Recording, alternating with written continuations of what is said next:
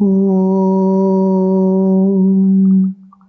Sthapakaya cha dharmasya sarva dharma swarupine avatara varisthaya Ramakrishnaya te namaha.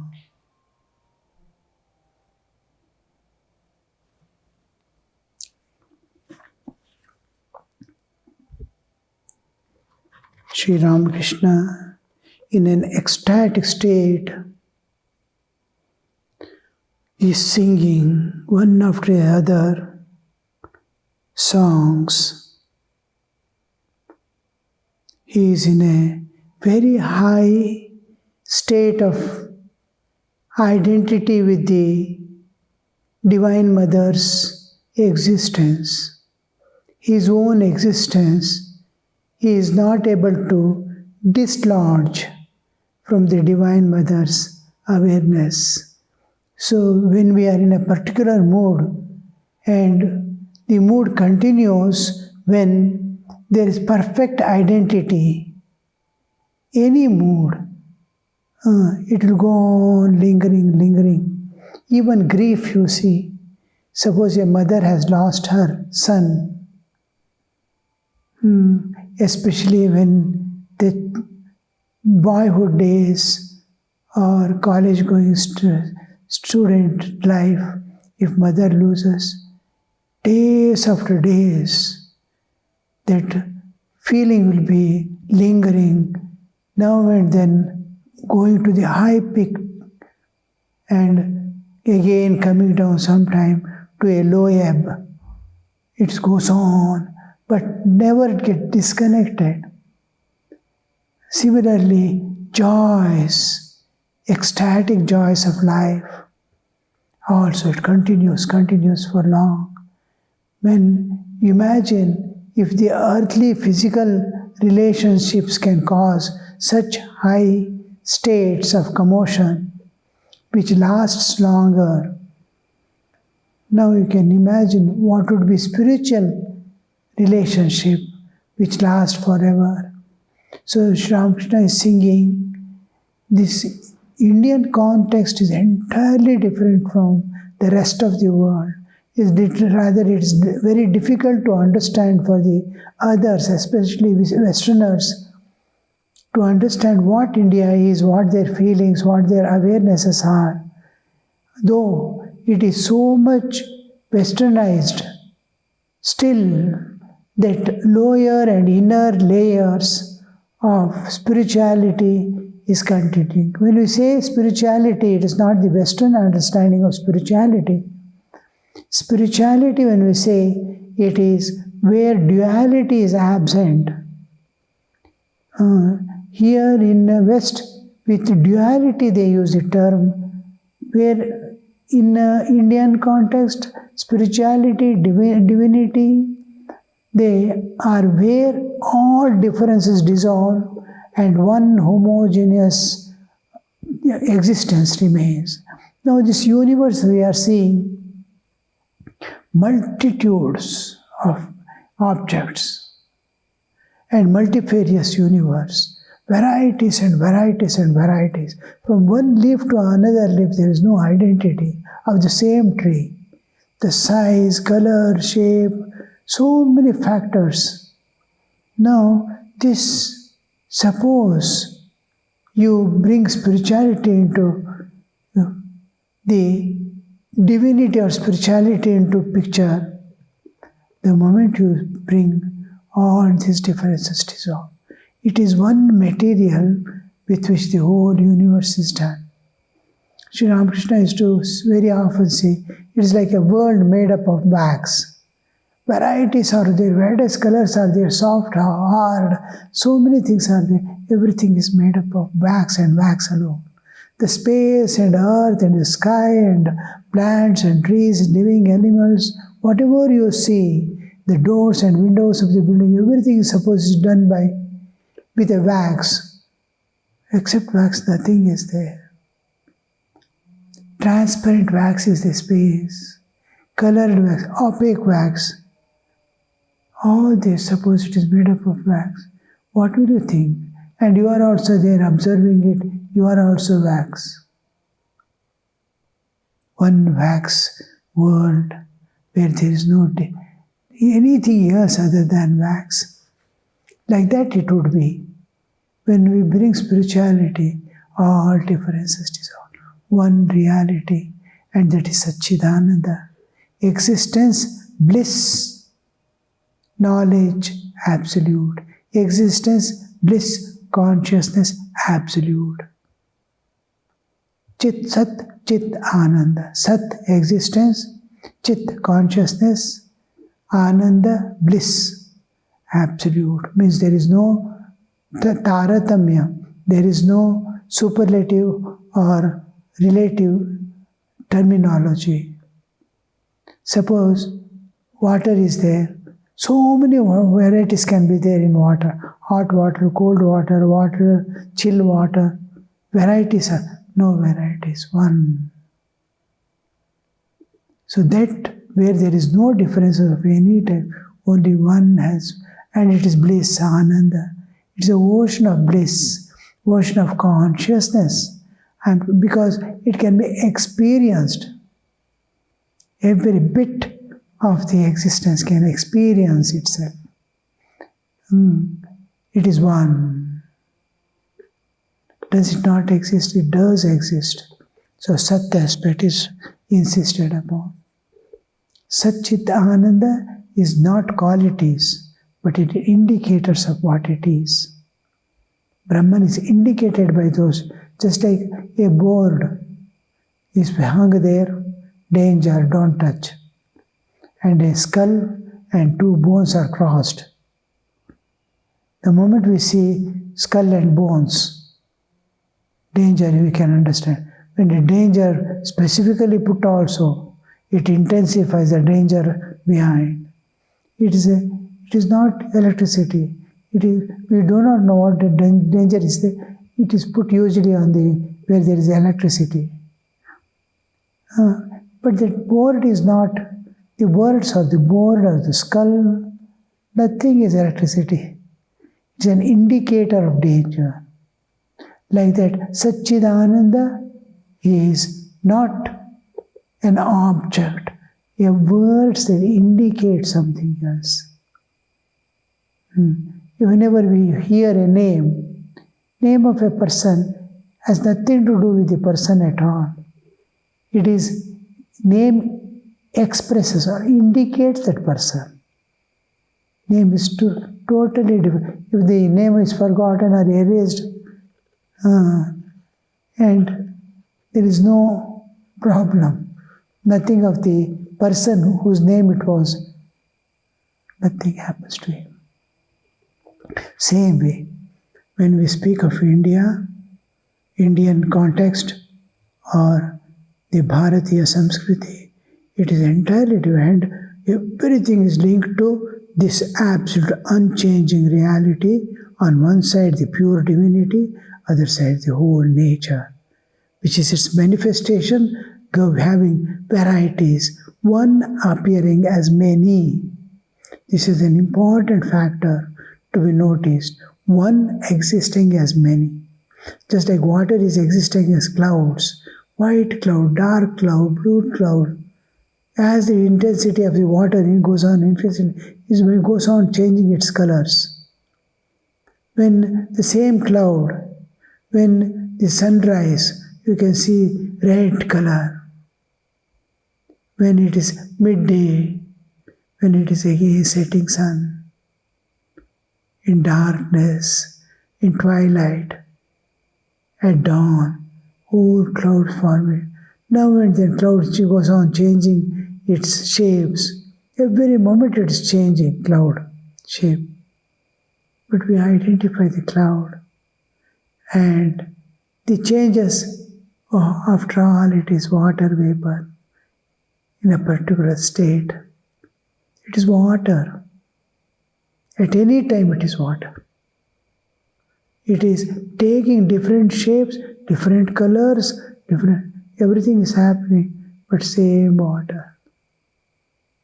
Like that is same Brahman in various ways. At Jiva it is moving. As stones and mountains it is standing. As rivers it is flowing. So here when we come to Bharatiya Samskriti, it is an entirely different picture altogether. So Sri Ramakrishna is singing in ecstatic state. His mother, only Shiva's wife, to her must needs bow down. All this we have read in the last class also. I am just going through again. The last 2-3 lines we left over. The all-destroying king of death, to her must needs bow down. The all-destroying king of death. Naked she roams about the world, slaying her demon foes, or stands erect on the Shiva's breast. This also we saw what it means, the two aspects of nature, existence. One is the nature, one is the absolute. Two aspects, the dynamic and static aspect of existence. Static, unchanging, substratum and all-pervading existence. Subtler than the space, pervading the space also. So everything is pervaded by that consciousness, Chaitanya. That is the basis of existence. So this we see, and nature can never be covered. Nature can never be. Whole universe, nothing you can cover. She is open, open and open. Because she is not covered and cannot be covered. Nature cannot be covered. Even man's body and all is covered. Nakedness cannot be removed.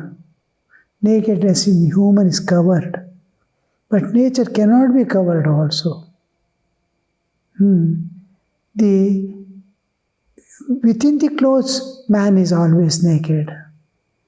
Nakedness is covered. Nature, what to cover? With what to cover? Stula, Sukshma, Karana, she is there in the causal body in my deep sleep to bring me to waking state. Where to cover her? There is no place where she is not there. And there is no place where she is not governing or working. So she cannot be covered. So she is shown as the naked one and dark in color because the reality is hidden. Both in the Jiva, he doesn't know the Atma Jnana, he doesn't have. Brahma Jnana also he doesn't have. And that's why he's called Jiva. The moment he gets the enlightenment, he is no more Jiva. Jiva to goes off forever. He is enlightened soul. So we see that in the absence of the light of Chaitanya, we are seeing this light of this physical world and thinking this to be real. The real is beyond. This is an imaginary world created by the nature, appearing, the absolute appearing as multifarious world. So that is why she is considered darkness. In darkness, whole universe, if you see, it's a dark mass because of the absence of the transcendental light. We are on the earth, which is very close to sun and revolving around the sun. So we have day and night. Day and night because of the spinning of the earth. And years, seasons form because of the earth's movement around the sun. And this is the whole. Suppose you go to Pluto, another planet, you will see their 200 years or 300 years is one day for them. One day. Years and years on earth is a day for them. Because its movement is so slow. This is spinning. Earth is spinning. And movement around the sun is so fast because of the closeness. The attraction of the gravity, attraction of the sun is so powerful, it has to run to that speed to maintain its orbit. If it is less, it will be pulled away by the sun. If it is more, it flies away from the sun. So it is maintaining its distance and maintaining its speed. Pluto slowly moves around because gravitational force of the sun is very low there. It is inversely proportional, gravity is inversely proportional to the distance. So it is moving. Now you see how the whole setup is done. Time, space, continuum, working all the time. And the one reality pervades the whole existence. Now, she is, what is the Adhara? This is ever-changing flux, a small speck in the absolute realities of this universe. Small speck. Dust particle like which cannot be seen by eyes also. So small it is. The whole universe, not Earth. Earth has no existence when you compare to the universe. Universe has no existence when you compare to the absolute. In absolute, millions and millions of universes will be appearing and disappearing. So, in the darkness of that infinite existence which cannot be seen or known or understood, for us now at present, in the darkness we are seeing this light, just like we see light in pitch dark when you are sleeping in dream. Dream darkness, in that you are seeing the light of dream world. In waking, we are in darkness of the absolute. We are in darkness of our own spiritual existence, Atman. Atman and Brahman we do not know. So in the darkness, we are seeing this world. This dark mass of the universe. Universe is suppose you go few million light years away, leaving even within the Milky Way galaxy in which we are there. Anywhere you go, you see eternal darkness. There is no day and night. Day and night is there only on earth. If you leave the earth and go away from the solar system, you will see constantly darkness. Life begins and ends in darkness. Start traveling, it goes in darkness. This darkness, with small stars here and there, sun is one of the stars. And the small stars which we see in the sky, same. Because we are close, we are experiencing its presence. Otherwise, its presence is never felt. In huge mass of darkness, here and there, small stars are there. This is all the light. Jyoti. Real Jyoti. Jyotira Jyoti is there, which is light of lights, which is making this universe appear. We are able to experience each other, understand. And this individual consciousness is what is going to realize the universal consciousness and the beyond the absolute consciousness, and be free. Go back to the home. the eternal. So this whole structure, the whole universe in being dark in every respect, we call it Kali and represented by dark stone, black stone, pitch black stone. And beyond is the eternal light, unmoved, unchanging. It is represented or symbolized by Shiva lying down on the below the on which dynamic nature is dancing. This universe is staying in the absolute. It is the absolute is its footing on which it is standing. Absolute is infinite, this is finite. So the Shiva on which Kali is standing is made up of white marble. It illumines by itself. Tasya bhasa sarvamidam vibhati. Being illumined, it illumines everything else. So this aspect is brought here in our Puranic way of presenting the absolute and relative existence. These two are eternal things. Universe appears and totally dissolves back in the absolute. Millions of years it takes to appear, to go to the optimum level of expansion, and again shrink and dissolve. So this is represented by Kali, a combination of dynamic and static existence of existence, pure existence, in which universe is the darker part of the as Divine Mother. So this is symbolic way of presenting the philosophical truths.